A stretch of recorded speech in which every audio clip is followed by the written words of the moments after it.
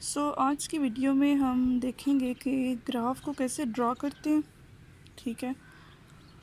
अगर आपके पास रीडिंग्स आ जाएं, आपका टेबल कंप्लीट हो, तो उसके बाद नेक्स्ट स्टेप यही होता है कि आपने ग्राफ बनाना है। और उसमें स्टूडेंट्स हमेशा मिस्टेक करते हैं, ब्लंडर्स करते हैं, क्योंकि वो डिवीजन्स को प्रॉपरली नहीं देखते। तो ये हमारे पास अप्लाइड फिज़िक्स की लैब का फर्स्ट एक्सपेरिमेंट जो है उसका ग्राफ है, उसको मैं डिस्कस कर रही हूँ। इसमें हमारे पास एक्स एक्सिस पे हमने लेंथ ले ली है। तो आपने फुट से ड्रा करने के बाद लाइन, जब आप पॉइंट्स लिख लेंगे, एंड पे आपने एरो लगाना है। पॉइंट्स कैसे लिखने हैं? ज़ीरो से स्टार्ट होता है। ज़ीरो से मैंने डायरेक्ट 400 पे जंप लिया, क्योंकि आगे अगर देखें तो 100 डिवीजन्स का 100 का डिफरेंस है वैल्यूज़ में। तो ज़ीरो से क्योंकि 400 पे डायरेक्ट जंप लिया, हमारी रीडिंग स्टार्ट ही 400 मिलीमीटर से थी। हमने 100, 200, 300 पे लेंथ ऑफ पेंडुलम को नहीं किया मेजर। तो ज़ीरो से 400 डायरेक्ट जंप लिए से मैंने 2 लाइन्स लगा दी हैं। लाइन्स इंडिकेट कर रही हैं कि यहाँ पे कोई something not as compare to other values. ठीक है। तो यहाँ पे लॉन्ग जंप आया है, तो इसलिए हमने 2 लाइन्स लगाई हैं। अच्छा, क्योंकि 400 से स्टार्ट हो रही थी, 400 मिलीमीटर से, तो और हमारे पास 100 के गैप से 800 तक थी, तो 400 के बाद हमने लिखा 500, यानी एक बिग बॉक्स को हमने लिखा 500। तो इसका मतलब है कि जो इसके अंदर एक स्मॉल डिवीजन है वो 10 की होगी। 410, 420, 30, 40। ये जो बिग लाइन आ रही है 450, 60, 70, 80, 90 एंड 500।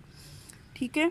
तो इस तरह ये आपका स्केल जब आप लिखेंगे ग्राफ बनाने के बाद, you must write scale at some place, one small division is equal to this and one big division is equal to this. ये 800 तक हमने इसको किया।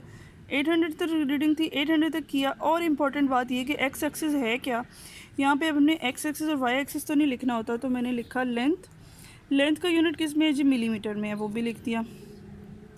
यानी हमने एक्स एक्सिस पे हमने क्या वैल्यू ली होती है।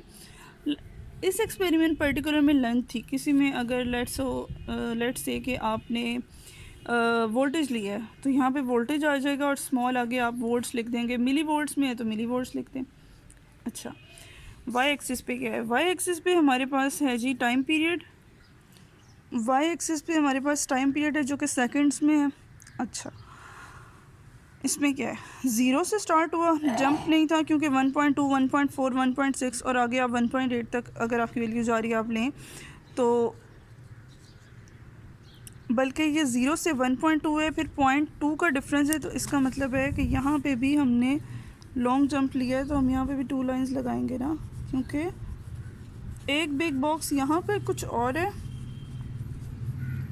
देखें, एक बिग बॉक्स यहाँ 0 से 1.2 तक है, लेकिन आगे तो 0.2 का फ़र्क है, इसलिए यहाँ पे भी ये लाइंस इंडिकेट कर रही हैं कि something is different over here. अच्छा, टाइम पीरियड है, उसको हमने यूनिट किस में ले लिया जी? सेकंड में ले लिया। यानी वाई एक्सिस को भी हमने लिखना है कि कौन सी क्वांटिटी है, और साथ हमने उसका यूनिट लिख लिया।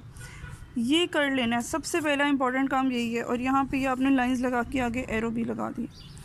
उसके बाद आपने देखना है, ये तो आपने देखा था कि आपने एक्स एक्सिस और वाई एक्सिस पे क्या लेना है। उसके बाद आपने देखना है आपकी वैल्यूज़ किस तरह आ रही हैं, आपने डॉट्स के साथ उस इंडिकेट करनी है। अब मेरी अगर 400 पे मैंने यहाँ पे डॉट लगाया है, इसका मतलब है कि ये 1.2 है और ये 1.4 है, तो डेफिनेटली यहाँ पे क्या होगा? 1.3 होगा। ठीक है, ये 1.3 पे था। अच्छा, 500 पे हमने इसको यहाँ पे लिया, यानी 1.4 था हमारा। 500 मिलीमीटर जब लेंथ थी, तो उस तक टाइम पीरियड आया जी 1.4। अच्छा, 600 पे मैंने इसको यहाँ पे लिया। इसका मतलब अब क्या है? यहाँ पे मैंने पॉइंट्स लिख दिए जहाँ पे ये थे। इसमें एक और इम्पॉर्टेंट बात है, ये तो पॉइंट्स लिख दिए जी अपने उसमें से टेबल से देख के। उसके बाद हमने लाइंस भी मिलानी है, दैट्स फाइन, लाइंस को हम मिला लेंगे। लेकिन इसमें एक और इम्पॉर्टेंट पॉइंट है, लाइंस को मिलाने के बाद जो हमने करना है वो बहुत इंपॉर्टेंट है। और वो क्या है? वो ये है कि हर पॉइंट पे आपने लिखना है एक्स एक्सिस की वैल्यू और वाई एक्सिस की वैल्यू। एक्स एक्सिस किस पे है? 400 पे है। अच्छा, तो वाई एक्सिस यहाँ पे कितने पे जा रहा है? अगर ये 1.2 है और ये 1.4 है, तो इसका मतलब है एक स्मॉल डिवीजन कितने की होगी? 1 पॉइंट, यहाँ पे मेरी वैल्यू अगर 1.3 है,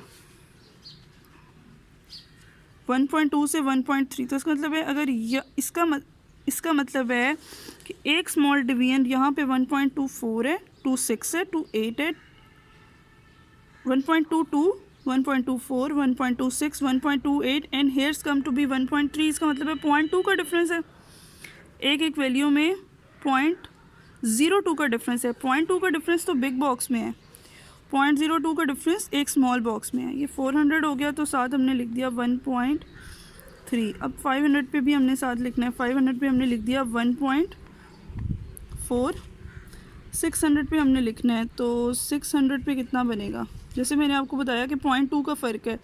अगर ये 1.4 है तो 1.42, 1.44, 1.46, तो ये 1.48 है, क्योंकि ये 1.5 बनेगा और फिर यहाँ पे 1.6 है, तो यहाँ पे आ गया 1.48।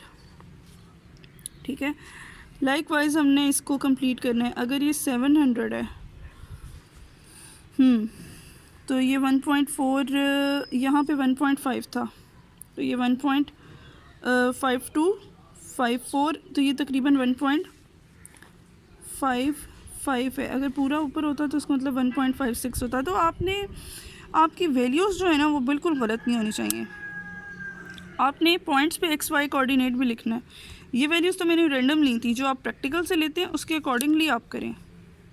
यहाँ पे आप अपना स्केल लिखें कि एक्स एक्सिस पे 1 स्मॉल डिवीजन कितनी है, 1 बिग डिवीजन कितनी है, और वाई एक्सिस पे 1 बिग डिवीजन कितनी है और 1 स्मॉल डिवीजन कितनी है। तो ये मैंने मेंशन किया जिस तरह मैंने आपको एक्सप्लेन किया था कि on x axis 1 small division is equal to this and 1 big division is equal to this. ठीक है, आपने जो लॉन्ग जंप लिया आप उसको बेशक ना मेंशन करें, लेकिन आप देखें 400 से 500 यानी 100 मिलीमीटर का एक बिग बॉक्स है और एक स्मॉल डिवीजन 10 की है। Same is the case for y axis. अच्छा, अब ये ग्राफ पेपर पे मैंने इस तरह बनाया है, आप थोड़ा सा इसको मज़ीद नीट बनाएं। इसको ये जो इतना ज़्यादा इसके अंदर कंजेस्टेड करके लिखती है, इसको ज़रा ऊपर लिखते हैं, या मतलब you can write it very neatly ना। तो this is the way how to make a graph. This was a linear graph, it was increasing linearly increasing. ठीक है, क्योंकि आपने देखा है कि लेंथ ऑफ पेंडुलम को बढ़ाने से टाइम पीरियड बढ़ता है। Time period is just length dependent, it is not dependent on any other variable.